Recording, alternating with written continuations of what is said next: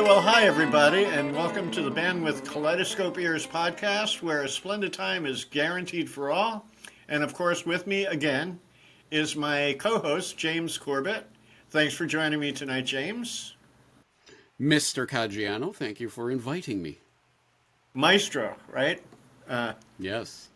my band members call me the professor because I know all this like goopy theory I throw at them. All right, so we can work it out. And yeah, why don't James? Why don't we do what we usually do? Why don't you give a little bit of background info on what was going on with the Beatles at the time and blah blah blah, all that stuff.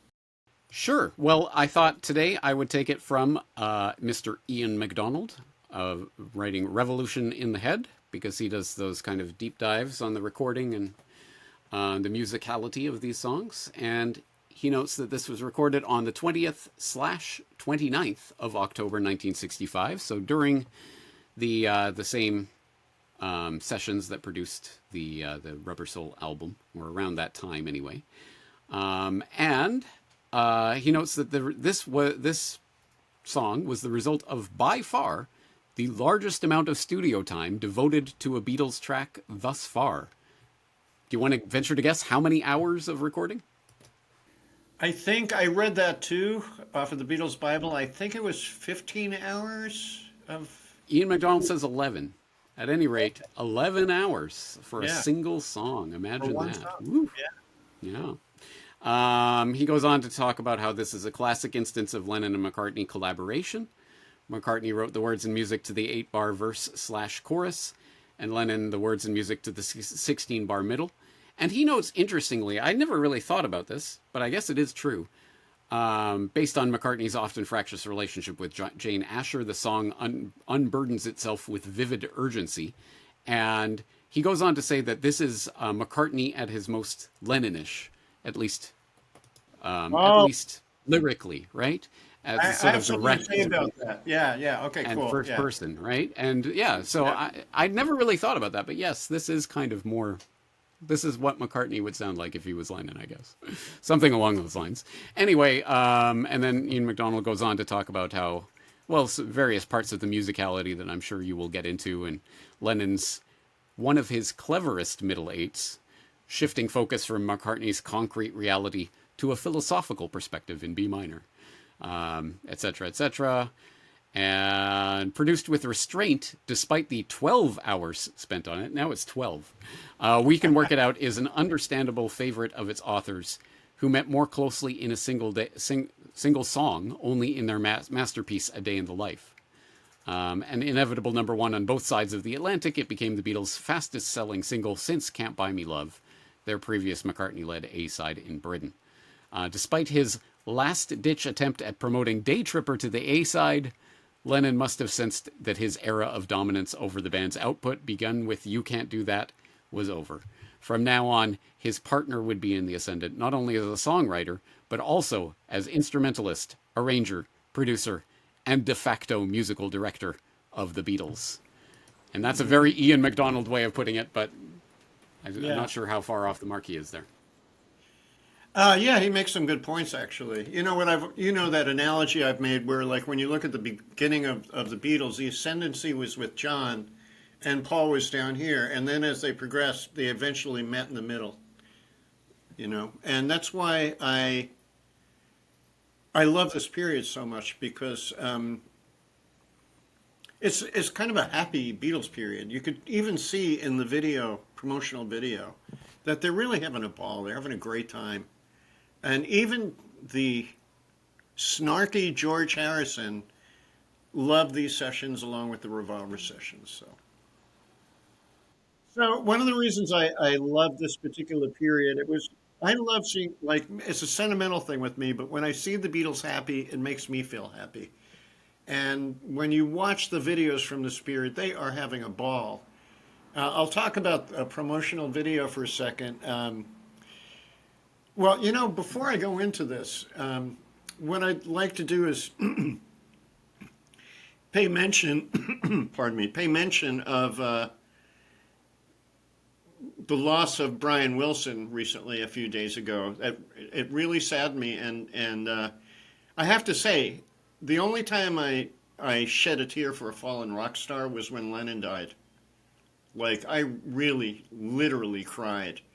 But and then when Prince died and all these other greats, I never cried. It was just okay. Well, people die. It happens. But with Brian Wilson, something touched me inside, and a tear came to my eye losing him. So it's almost apropos that we're doing this song in the sense that this is during the Rubber Soul period.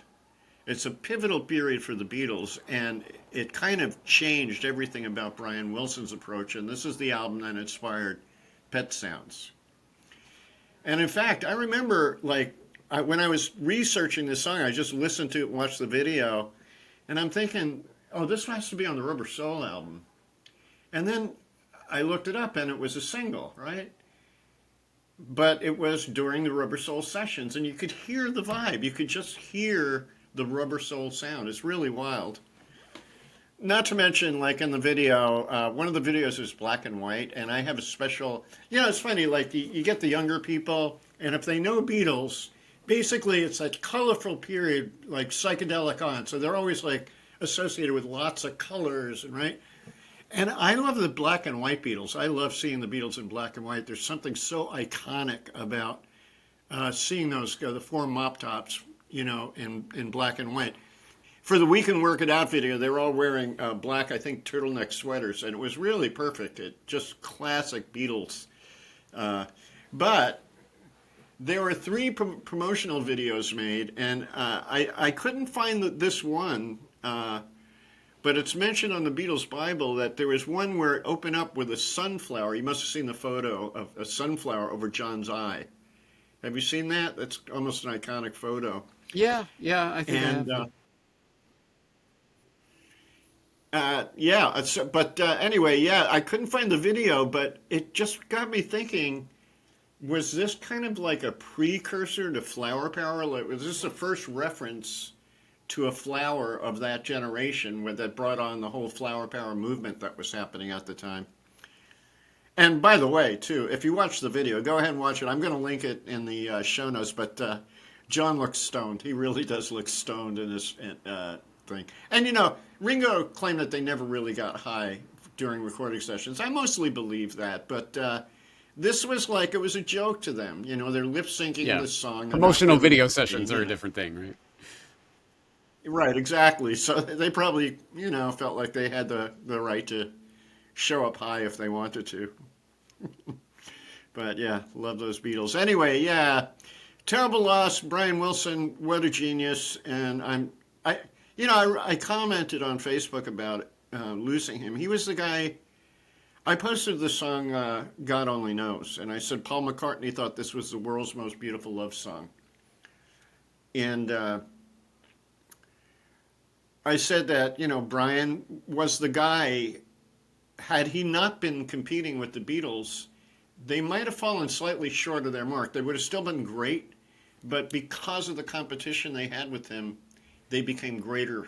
They became a stronger force. And I know that Paul was in extreme competition with him. When they were doing Peppers, he showed up at Brian Wilson's house and showed him She's Leaving Home, and he said, "We're doing this. What are you up to?" Poor Brian. All right, anyway, so before we get into all the music theory, I want to do the wider view of the production, and how the song is arranged and everything. The arrangement is really simple. It's, first of all, the chorus is baked into the verse, right? So you have...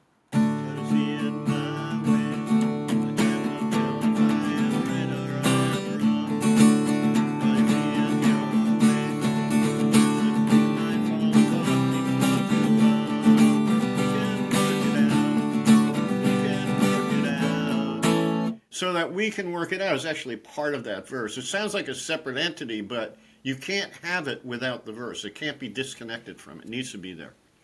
So I would say it's baked in. Therefore, that's an A section, including the chorus. That's one A section. So what we have here, in the song is that he does the A section twice. Then we get into the Lennon part, Life is Very Short, and that's the B section. And that's pretty much it for the song. AAB, ABA, coda out, short coda out. All right, so yeah, as far as the production, also I was listening. There are a few things about this when I looked into it and read some of the trivia about it that kind of blew me away. Like when I first listened to it, I said, "Oh, that is so Paul playing the rhythm guitar on acoustic." You know, it's so exuberant. It's like that sounds like Paul. Turns out it was John. You know what George played on the track? Yeah. Any Tambourine? idea? He played the freaking tambourine on the track. Unbelievable. You know, I could But believe that that's John on acoustic because I think John is capable of very ebullient acoustic playing. yeah, he is capable of that for sure. And I think part of it is because he had a strong connection to the chorus of the song, and I think he kind of believed in the song pretty much when he was playing it. Um, so in the vocal production, Paul's voice is doubled, and I have no idea if that was automatic ADT, automatic double tracking, or if he actually physically sang himself again. But you could hear it very close, but you could hear it. Um, the waltz section, life is very short, and there's no time for fussing and fighting, my friend. You'd think that was John's idea. And if it wasn't John's, you'd think it'd be Paul's idea. It was George's idea. All right, George came up with George that waltz. Harrison or George Martin? George Harrison, not George Martin. Huh. Right? Pretty Wow. wild. Yeah. This is Yeah. little things like this really blew me away. Like, what? Really? And I'm a little skeptical of this. They said a harmonium just happened to be at the studio, and they put the harmonium. That's that kind of sounds like a cross between a harmonica and an accordion. And the life is very short. Actually, it's throughout the song. It's used. By the way, I think it was that color that really turned Brian Wilson on when he heard this song. I think he really dug the sound. Like they were using different colors. We're going to discuss coloration later on. But the interesting thing, you know, people talk about Dear Prudence. No, Dear Prudence. People talk about Norwegian wood, right? And they say, oh, the sitar. It's, you know, the beginning of psychedelia. Well, the harmonium is an Indian instrument, and that's used profusely in Indian orchestras. So to me, this is also a kind of precursor to the psychedelic sound that they would eventually get into. So, so yeah. Regards the lyrics, I want to say this is classic Beatles positive messaging. Now, a few times I read like Paul has the positive up sound to the song, and John is negative, right? That's too simplistic, because actually John's message is positive, even though it's in a minor key. Life is short. Let's enjoy each other. Let's be friends. I mean, that's Yeah. basically what he's Yeah. saying there. Yeah. He's just being, as Ian MacDonald nicely pointed out, he's being philosophical in that moment. Yeah. Yeah. I agree. But one thing that always bothered me about the lyrics is Paul is a bit dictatorial in this. He sounds like, oh yeah, let's work it out, but only if we do it my way. I mean, that's really the message of the song. Try to see it your way. Run the risk of fall apart. I see it. Oh wait. Try to see it my way. Only time will tell if I'm right or I'm wrong. If you see it your way, knowing that our We love may is run the risk of so. falling apart. Yeah. Let's work it out, but Yeah. let's do it my way. You know. Yeah. Exactly. Yeah. We can work it out as long as you agree with me, which Yeah. one can imagine. One can Yeah. imagine why some of the other Beatles may have, well, he may have Yeah. rubbed them the wrong way, shall we say? Yeah. Well, Paul in the ascendant, and Paul being sort of the person who's saying you're going to agree with me, and that will make everything good. It does seem to sort of pan out, and also Ian MacDonald has in a footnote that the sort of the back and forth that is implied in this song comes from the fact that McCartney, still an unreconstructed Northern male chauvinist, McCartney expected Asher to remain at his beck and call in the domestic sphere. She, an educated middle class Southern girl, also wished to pursue her acting career and refused to be dissuaded from going on tour with the old Vic. Other social and cultural differences emerged as their relationship developed, chiefly revolving around Asher's need for privacy, as against McCartney's frank enjoyment of public recognition and female adulation. So they clearly had a rocky and contentious relationship that led to some good songs around this time, but yeah, clearly Paul was not going to be the one to compromise on the relationship. Yeah, it's interesting because Paul's songs are the most personal during this period, and it's all about his relationship with Jane. Uh, I'm looking through you. You're not the same. Um, and yeah, I have to say, I totally respect Jane Asher for not buying into the groupie thing and my boyfriend is this important person in music. That she wanted to live her own life, and I think she was doing. She was an actress, right? She was doing that or photography. I forget which, but I respect her for that totally. Um, yeah. So that about the lyrics. I just wanted to point that out. Now let's get into the meat and potatoes of the composing of the song. First of all, this is something that was really common in acoustic guitar playing in the 60s, which was, when I was a kid, I learned to play a D chord, and then I learned to go, and both of those sounds, this and this, are a suspension, what's called a suspension. Now, to kind of describe what that is to a layman, there's a note in a chord. There are usually three notes to a major chord. There are three notes to a major chord, unless you're playing jazz. But now, when you listen to this, if I left the third out, it's called the third. I get this very hollow sound, right?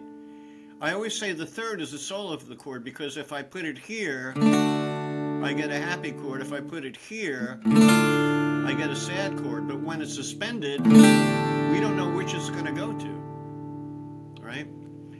So You're about to play Mother Nature's Son there. yeah, oh, it's funny you brought that up. I thought of that too, right? Yeah. Yeah, right. And yeah, there's and that's also the intro to Maybe I'm Amazed.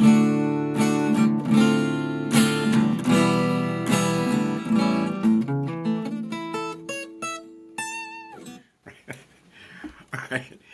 Anyway, this style of guitar playing.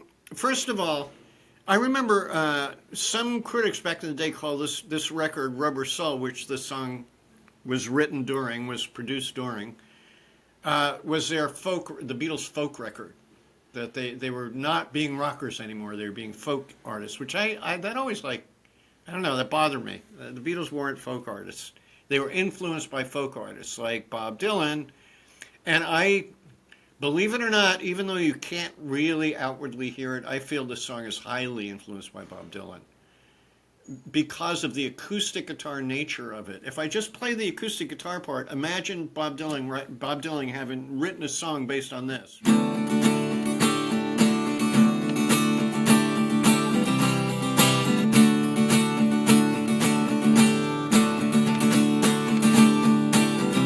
It could have easily been written by Bob Dylan.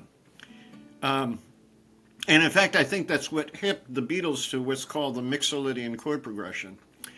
And let me explain. Well, I think I've explained suspensions. I want to say that this song has a couple of suspensions that are really, really nice. Now, one thing that Paul does, which I really admire in this moment, and it's something to metal on myself, I might have thought the same thing to do. But he had his acoustic guitar part, so we have the moving melody. And then you have the vocal melody going. So you get the harmony. Right? He's harmonizing with the suspension and the release of the suspension. So that's kind of cool right there, you know? And I thought, is this going to be another You Won't See Me, you know, where these use the same trick throughout the song? Not quite, but there are a few suspensions in here that happen. I wasn't able to really narrow it down. I watched George's, like on the video, George plays on his, I think it's a Gretsch, is a black Gretsch guitar, and I tried to spot if he did this, but like as we go through with the song,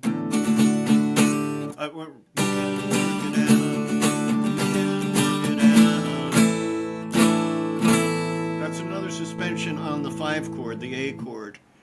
I don't know if it's there or not though, but there is this like moment where they play quarter notes, where the acoustic plays quarter notes. It goes, but I don't know if it's going.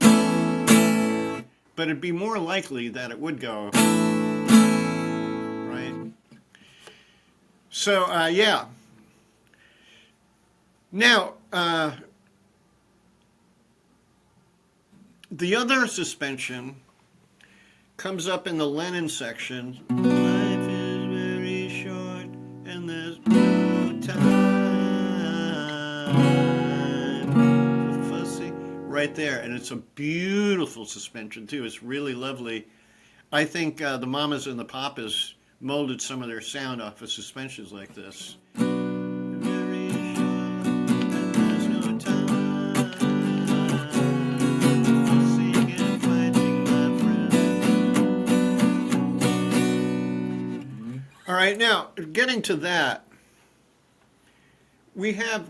Normally, when you and I talk about lines embedded into chord progressions, they're not so embedded, overt lines, right? This one, there is a line in this section, and it's diatonic, not chromatic. So if I'm in the key of D, that's the line. Life is very short, and there's no time. Now, interestingly, this is actually part of the natural minor scale, because if I'd used harmonic minor, which, by the way, the chords are B minor, A bass. This is a question. It's either B minor, G bass, because of what John is playing in the harmonium, but I saw George play an actual G major chord. So, life is very short, and there's no time for fussing and fighting, my friend. Right. Fussing and fighting, my friend. Right. So yeah, there's that. But it is if this F sharp 7, if it was natural minor, if it was the natural minor scale, it'd be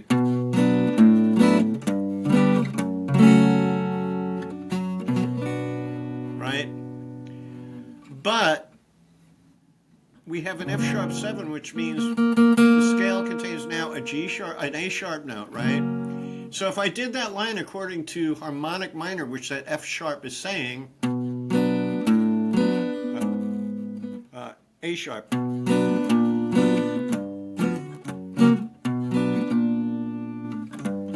It wouldn't work, right? It's natural minor all the way. All right, so yeah, we have the harmonic minor. Hold on, sorry. While that sound is in my ear, that is benefit of Mr. Kite. Yeah, absolutely. John Lennon, right? He wrote this part, right? Right? Yeah. And this is a song you featured me on your podcast. That's how I met you, right? It's because you featured Mr. Kite. That was the analysis. I spent 20 minutes on 2 bars of intro. Yeah, Deserved every the good minute of old it. days. So I just real quick now about that line. I thought like on a piano keyboard to go, let's see if I get, here's B minor right here. Now that you would hold in your right hand on a keyboard, right? And you would move the bass, right,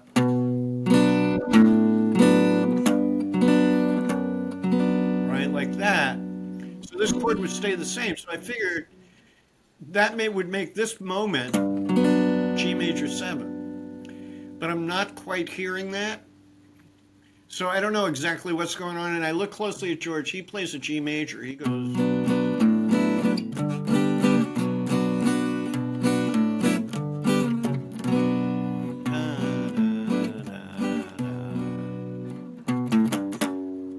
That's B minor with F sharp and the bass over there. All right, so I want to Can I comment on the ask melody. questions? Yeah, if it's a good question, I'll accept. My good question. Okay. I know I've asked you this before in one of our lessons, but I can't even remember the answer. But I recall you saying that waltz is not actually technically 3/4. It is 4/4. And I cannot understand that. On this particular song. Yes. I've heard. Uh,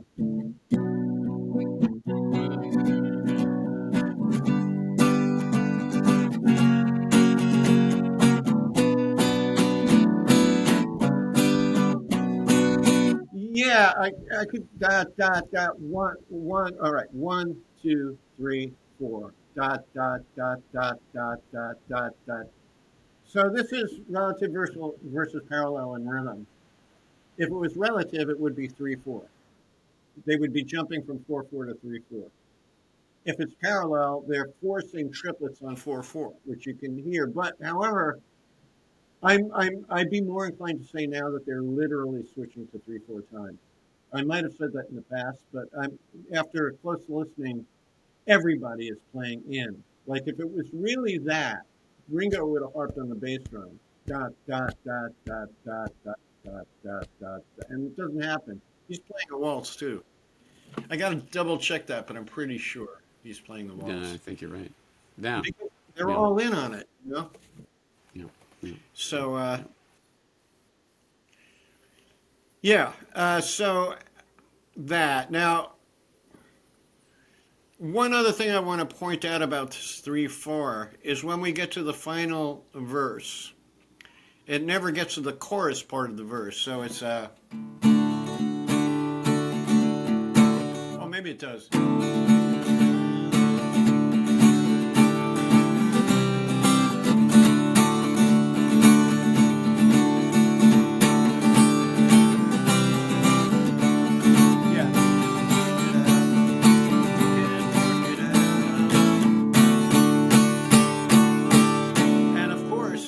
In typical Beatles brilliance, they were aware of that 3/4 and said, let's call it in at the very end. That'll be cool.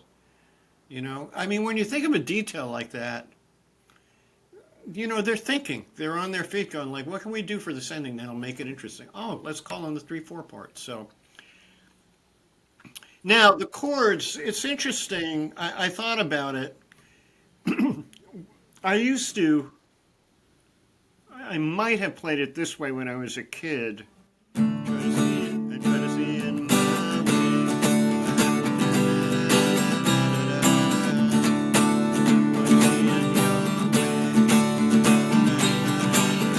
So the suspension, it doesn't work, no. But the suspension is kind of acting like a G chord. Because you have 2 notes of the G major chord. It's almost like actually, this is something we discussed before. This is really crazy stuff. But a D suspended is the same thing. A D suspended fourth is the same exact chord as a G suspended 2. make sense to you. Here's my third in the G chord. If I lowered a whole step, like that country, and when I do this, it's the same exact notes on the D sus.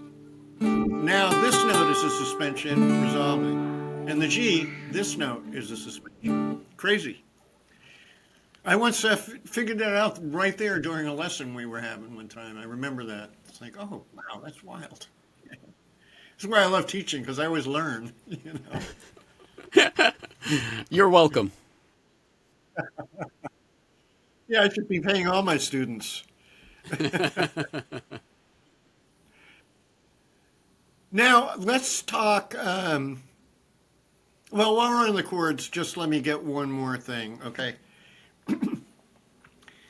This is, they use the stodgy term modal interchange for what's going on in this song, okay? Now, if we're in the key, key of D, I hate using these terms because it's not the key of D. Can I take a stab at this? Yeah, sure. Okay, so obviously we're dealing with D major, C major, which you got two majors, one full step apart. It's implying that the root is going to be, well, the home key is going to be G. I don't know how to say that. Right. But it's clearly rooted on the D, though. And thus, it is D mixolydian. Right. But when we get to that A major, that is not D mixolydian. Bingo. So there is modal mixture between D mixolydian and D Ionian? Question mark? Yeah, D Ionian. That's the modal interchange. All right. I once sent you a chart, I think I did, called the relative strengths of the modes. 99.99% of popular music, if it's in a mode, is going to be Ionian, its relative minor, Aeolian or natural minor, Dorian, or Mixolydian. Yes. So when you think about it, you only have two choices of possible major modes, Mixolydian or Ionian. Lydian is, it's a beautiful mode, but it's very hard to keep the root down if using a lot of chords. You could only do Lydian with kind of two chords and really pound on the root to get it to work. So yeah, very good, James. This is great. I love. Well, here's the question that results from that. So for the middle eight, John shifts to B minor, which I would understand. I mean, am I thinking of that as the relative minor of D? Right. That's where, or because D mixolydian is like G major. You could think am of I it thinking as, of it as like a 3 minor? Yeah, to me that's kind of stretchy. All right, because number one, because we're feeling it, we're hearing it as a move to the relative minor, right? That's the way we experience it. Yeah, and in fact, I brought this up as a talking point in my notes. It's like this is a classic songwriter's move from that era. If your song is in a major key, go to its relative minor to offset the sound, right? And you could hear the offset. It's intense, you know?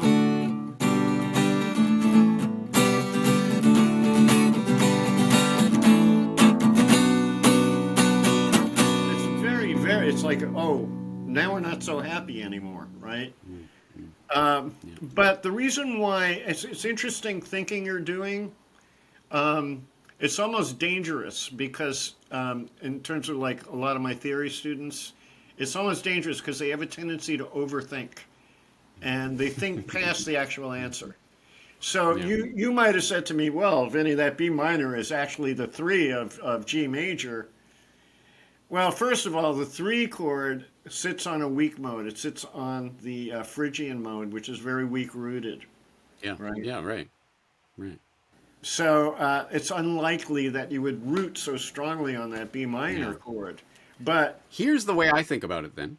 So, yeah, D mixolydian applies to the beginning part of the A section, but then it transfers to D Ionian for that when that A major comes in. Yeah. Right? So it's D Ionian in that moment. So we're moving from D Ionian to D's relative minor, which makes sense. Too. That's he's just stated the major key now very clearly, right? And one theory I have about the difference between the two modes is that it seems like C resolves to G, the flat 7 major resolves to D, the flatted 7th step of the key of D, right? Whereas in the Ionian, it's the A that resolves to D. Yeah. Interestingly, both keys have a G chord in it, which gives us the infamous plagal cadence. And that we get almost a sense of in the verse, except that's not happening. It's close, but no banana, right? All right, so yeah, so we have modal interchange, and I have it written right here in my notes, James. It says relative major to relative minor. You brought up a really good point. You know what? What you just brought up a really good point, because that D sus4 resolving back to D sus, that almost does come across like a plagal cadence. It It almost feels like does. that. Yeah. Yeah, Like it yeah. isn't technically, but it is functioning in that way, right? Well, yeah, and that kind of corresponds with my kind of intuitive notion, my almost philosophical notion that half steps are attracted to each other. They want to resolve to each other. So if I have a D chord, I have this F sharp note, and if I have a G chord, it wants to, and the same thing with the suspension. It's just a G note wanting to come back. Definitely two different experiences, but let's just say it's a different road to get home. But you're driving the same kind of car to get there. You know. Yeah. Yeah. So yeah. Um, Now, a thing that Ian McDonald brought up that you said about like this is Paul is kind of being like John in this song. I forgot how he put it, right? Well, Yeah. think of the Yeah. melody. The melody is totally linear. It's not a typical Mm, McCartney melody. mm, yeah. Yeah. Yeah.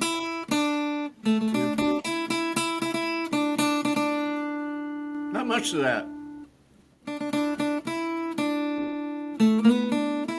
Yeah. In fact, that's exactly the way McDonald brings it up. He says melodically, McCartney's D major verse is unusually full of repetitions, implying that it was written under the pressure of emotional necessity rather than out of purely formal inspiration.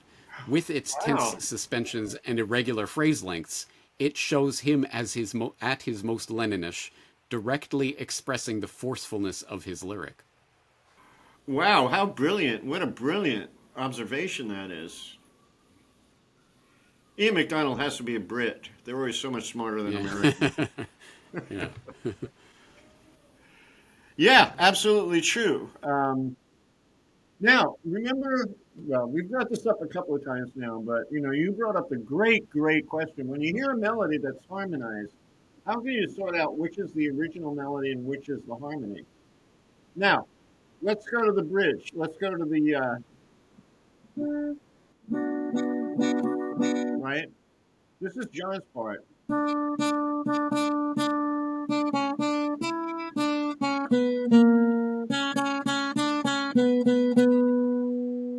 Here's Paul's part.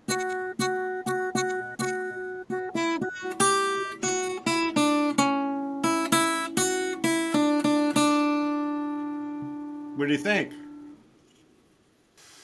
I am biased towards saying that Paul is singing the melody and Me John too. is doing a lower harmony, just because it's Paul's song. That's I think I'm biased towards it, right?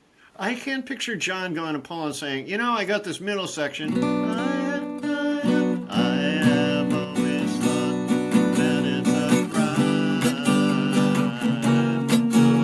crime. Well, maybe. Maybe. Maybe, maybe. I wouldn't be impossible.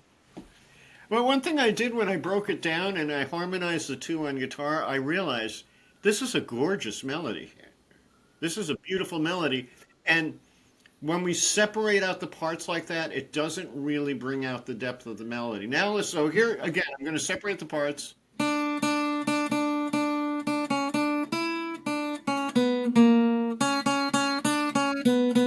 Now, Paul's part.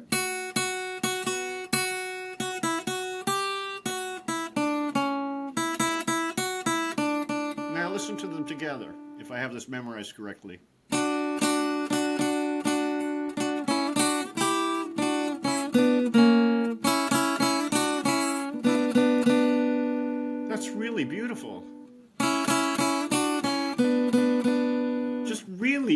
lovely melody, but it seems to fill out in dimension when you have the two parts singing in harmony.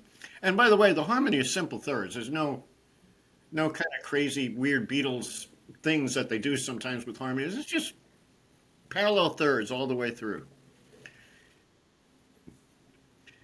So yeah, that I don't know. It really struck me. I thought of Bach in that moment. How Bach, his music is so complex, but when you isolate just a melody line from it, it's just unbearably perfect. It's so beautiful, yeah, elegant.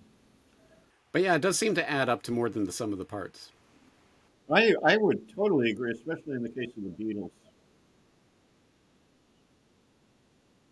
So yeah, I've exhausted actually all my notes from what I see here about simple thirds and bridge, diatonic lines. Yeah, but just to point to this rubber soul period too.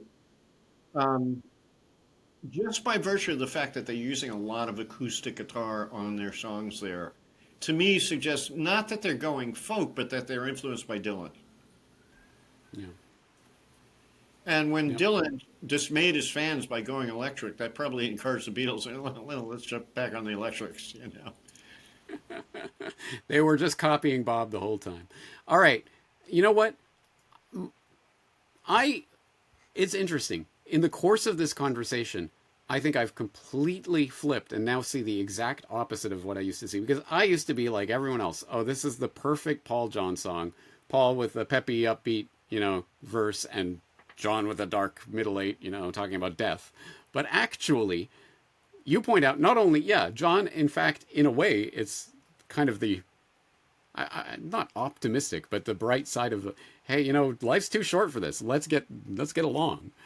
Is Yeah, actually a lot more positive than people think, and Paul's is actually a lot more negative than people think. Just do what I say, just think what I want, and we'll be fine. yeah, So it's actually, I mean, in a way, it's exactly opposite of what people think. yeah, This yeah. is interesting. Good, yeah, good point. Yeah, actually, when I was a kid, I thought that the song was really about Paul's relationship with John, and that they might have been arguing, and he wrote the song to say, "Hey, let's figure things out, let's work it out." Um, Wait but till we yeah, get to "Oh what do you Darling," and think of we the song? surprise the audience with the fact that that's about John. Oh, Yeah, I just wow. let the secret spill there. Uh Spoiler alert! Spoiler alert! Ah. Yeah, yeah. oh. Oh man. So yeah. So let me ask you. I mean, your general. What do you think of this song? How does it hit you? How does it strike you? Do you like the song? Do you think it's kind of Yeah, mediocre? I don't understand. Can't imagine how anyone would ever not like this song. Like maybe they don't love it, but it's just ever since I was a kid, it's just a nice song. No one could dispute that. It's just a nice, pleasant song to listen to. It's a pleasant song to listen to. Yes, it is. And by the way, I drew a parallel in my mind to this song, and believe it or not, A Day in the Life, because you get that stark difference between the two Beatles. You know. But yeah, And Ian McDonald said, "This is probably, other than Day in the Life, it's probably the number one example of the John and Paul collaboration or connection." well, yeah, yeah. I was thinking about like my band. Like, we're kind of starting to do a Beatles-esque thing right now, where we haven't been in the studio often enough to write songs together, so we've been writing separately. And I got kind of a little bit disgruntled at my bass player because he called what he called a writing session, but it wasn't. I came down and he had a song completely written, and I just had to learn his chords. And I'm thinking to myself, well, what about my stuff? I showed you guys my stuff months ago, and it's still on the back burners. So now it's kind of like what happened with the Beatles, where they worked together and that. But yeah, but Do you realize this is actually the in second this, time in our conversation that you have compared yourself to the Beatles? that's just my fantasy. When I had the Venice Roasters, I compared us to the Beatles too. because because there were four very distinct characters in the band. Like we all had very distinct characters as people. And I thought, oh, we're like the Beatles. I wish. Spinal Tap were also very distinct characters. You don't compare yourself to them. Yeah, I certainly did not. Damn. There was one more point I wanted to bring out. It just came into my mind and slipped out again. Oh, damn, I wish I could remember. Had something to do with the John and Paul interchange, but I can't think of it now. Oh well, it'll have to wait. But Put it yeah, in the description when you remember. yeah, that's a good idea. Um, my impression, I love this song too. I have exactly the same kind of experience that you do of it. It's just like a really nice song. It's just pleasant, and it's got that very. It just sounds like Rubber Soul to me, and there's a vibe to Rubber Soul. There really is. It's different than Revolver. There's a vibe to Revolver. Like George equated them as bookends, like two of the like kind of like Revolver is phase two of Rubber Soul, but I don't hear it that way. Revolver is like I don't know, like it's weird because Rubber Soul is a pivotal record, but then they come out with another pivotal record right after that. Yeah. Yeah, right. Now, Revolver is darker and heavier. Rubber Soul is, yeah, I mean, folkier. I get why people say that. Yeah, It's acoustic anyway. a lot of acoustic stuff, and a lot of they're getting into more. How do you say, like, I wouldn't say totally philosophical, but self-reflective kind of lyricism, which I have a book on my bookshelf called The Enduring Beauty of Rubber Soul 50 Years Later. Like, that's how some people regard this album. It's an utterly beautiful album.